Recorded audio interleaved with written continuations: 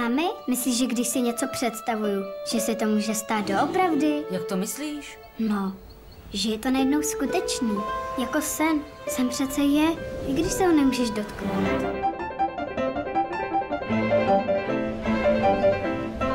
Tak tady bydlí Johanka a její máma.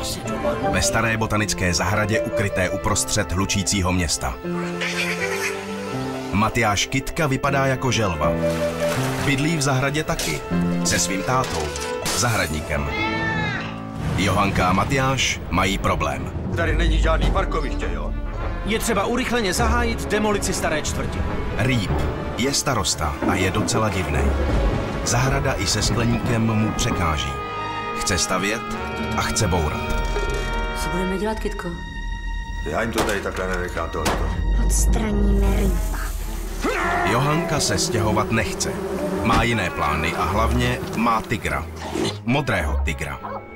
A co se stane, když se ve městě objeví modrý tygr? Promiňte, modrý tygr? To zní trochu jako z říše fantazie, že?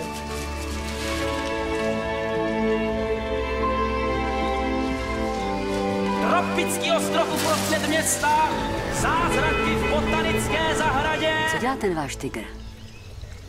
Dělá si, co chce, blbne tam jak pominutej. Vetřelci. Nemusíte mít obavy, ono to dopadne dobře. Musí tady být. Kde by byl? No jo, ale jak se tam dostaneme? Modrý tygr. Film pro děti, jejich rodiče a zvířata. V kinech od 23. února.